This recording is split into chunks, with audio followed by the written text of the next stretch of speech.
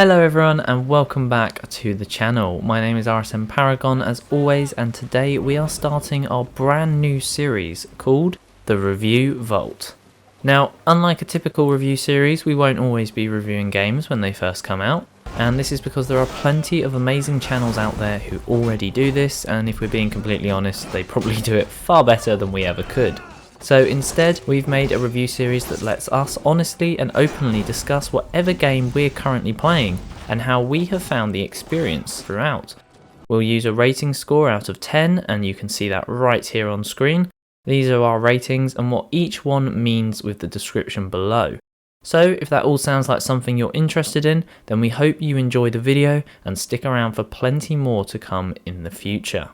Let's get into it then, and we're going to start this series with a game I recently finally finished in Assassin's Creed Valhalla, playing here on the Xbox Series X, and this review does indeed contain some minor spoilers. Now, Valhalla marks the 12th mainline entry into Ubisoft's famed Assassin's Creed franchise, and like the previous two entries, Ubisoft does indeed continue to double down on its continued push to make Assassin's Creed more of an RPG genre game. Now, for some fans of the series, that will be all you need to hear to know that this is not the game for you, and you would much rather the typical linear stealth approach of the older games instead. I hear you. However, I think if you are willing to accept that this is likely the new norm for the series and the direction that they want to take it in, and that Assassins vs Templars, that kind of story, is designed to play more of a secondary role to these new RPG features, then there is still a very good game in here to enjoy. Unfortunately, that very good game is also buried under a fair few issues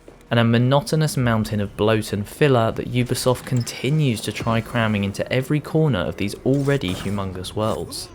I spent over 126 hours in Valhalla on my road to 100% completing the game, and while it's important for me to say that some of that time did include the additionally added free content such as the river raids, tombs and extra quests, the vast majority of that time was solely spent on Valhalla's seemingly never-ending campaign, which sees you take control of either a female or male Eivor as you pack up and leave your Norwegian home to try and conquer England. As you can see in this gameplay, I went with the male version for the majority of my playthrough, and I must say that I think overall the voice acting and the mannerisms and everything just fits better, at least for me, in my opinion. Out of the two, I think male Eivor is the best of the two. But back to the review, and I was very pleasantly engaged with Eivor throughout this time. He's a simple but complex character with an interesting personality that you can slightly tweak depending on which dialogue options you choose throughout engagements with other characters. Speaking of which, the same pleasantries extend to Eivor's supporting cast of friends and family,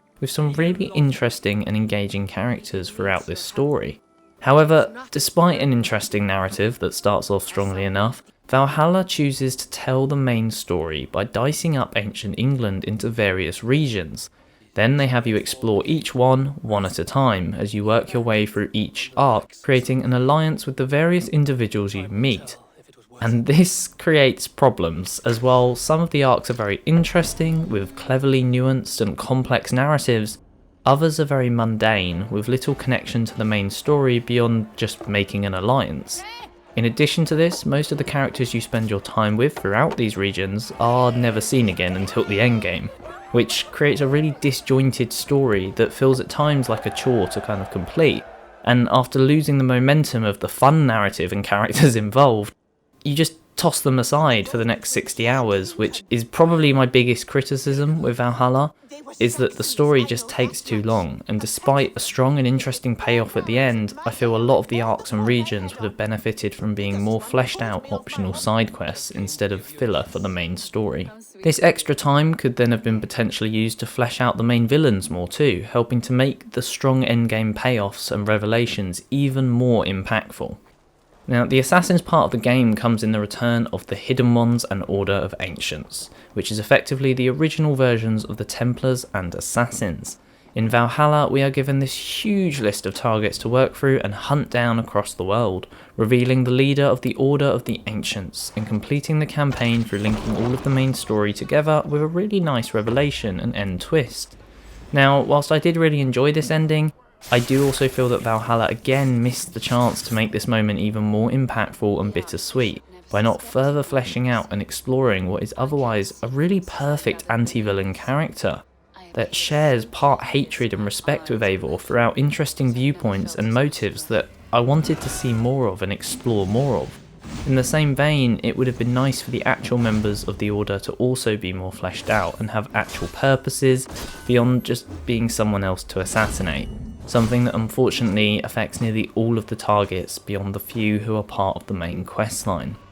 Moving into our present day story then, and here I am really pleased to say that Layla returns with an interesting ending to her trilogy, and one that will leave you scratching your head with far more questions than answers, as Valhalla decides to pull not only the rug but the entire house from under your feet, in what can only be described as one of the most strange and unique twists ever seen in the Assassin's Creed franchise, opening up endless possibilities for the next game, with the potential for a very interesting modern day storyline. Beyond the narrative then, and the world that Ubisoft has built is nothing short of breathtaking, with stunning vistas and scenery creating what feels like a vast and expansive world, packed to the very brim with things to do and see. Once again though, here lies another of my main issues with Valhalla, and one that is certainly all too common with Assassin's Creed and Ubisoft games in general, and that is the endless list of collectibles, tasks and bloat to check off your map. Valhalla is a serial offender here, coming in with repetitive and grindy points of interest that after a while feel all too familiar to the previous dozen that you have just completed. A special mention has to go to Cairns, which is a rock stacking minigame straight from the depths of hell that I can only assume was put in as some kind of cruel dev joke or a social experiment into how much hatred one can have against an in-game rock. Another interesting new addition is Cursed Areas, which sees Eivor turn detective and hunt around to destroy a cursed totem plaguing parts of the local land. Unfortunately, this is another case of Valhalla of what could have been, with the potential framework laid out for some really interesting and in-depth mystery solving, and just being completely overlooked in favour for simply having Eivor move some objects out of the way and smash the cursed symbol with his weapon. Despite this though, Valhalla does come with some really good points of interest and world events, including some really entertaining side quests which see Eivor meet a whole host of funny and wacky characters on his journeys, new minigames including fishing and Orlog, which is an utterly fantastic addition and probably my favourite minigame since Gwent in The Witcher 3, as well as the return of alpha animal and boss fights, which is where the combat becomes the most fun and challenging, providing you with memorable and exciting encounters that are easily some of the highlights of the game. Speaking of which, Valhalla doesn't shy away from the combat RPG elements, giving you a skill tree to dump your points into and build out Eivor however you see fit, giving you options for a stealthy assassin, a skilled archer, or a typical brawler. In my case, I went with a jack of all trades, letting me flick between whichever style I fancied using most in that moment. Overall, the combat was generally very good in Valhalla, with noticeable improvements on Odyssey and Origin's same formula, and some fun additions like raiding, which let you live out your Viking fantasy as you pillage your way across ancient England, ransacking and killing everything in your path. My only real complaint for combat was that by the end game I was realistically too strong and was able to easily use my abilities to defeat enemies without any real effort. Also, after a while the finishing executions do become very tiresome to watch over and over again, but it's a minor complaint at the end of the day in terms of that one. So, on to customization then, and Valhalla comes with lots of nice options here, letting you kit out Eivor with different armours, weapons and runes to help maximise your build even more to better suit your playstyle while giving you that RPG feel. Similarly, you also build up and live in the settlement of Ravensthorpe, giving you a nice home base and hub to start new adventures from, build relationships with other characters and generally just spend some downtime away from all the action. This area reminded me a lot of the camps from Red Dead 2, but on a much larger scale with more customization options to stylize and decorate your ever-growing home as you see fit.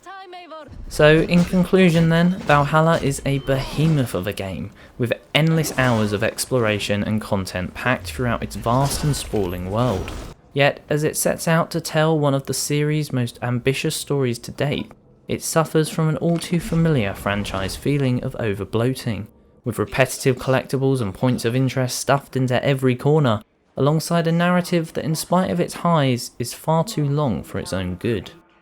However, despite Valhalla's shortcomings, there is no denying that this game is still fantastic, with a beautifully crafted depiction of ancient England filled with exciting combat and intriguing adventures that act as the epic backdrop to the conclusion of this ancient trilogy, setting up endless possibilities for future games through its creative and unique ending. Valhalla is an undoubted testament and triumph of Ubisoft's world-building ability, and one that moves the Assassin's Creed franchise forward towards a new era. Our final score then is a solid and deserved 8. We hope you enjoyed this video, and if you did, consider leaving us a like rating and subscribing, as it is the best way to stay up to date with all of our latest releases and really helps us to grow as a channel. Thank you very much for watching, and as always, we will see you in the next video. Goodbye.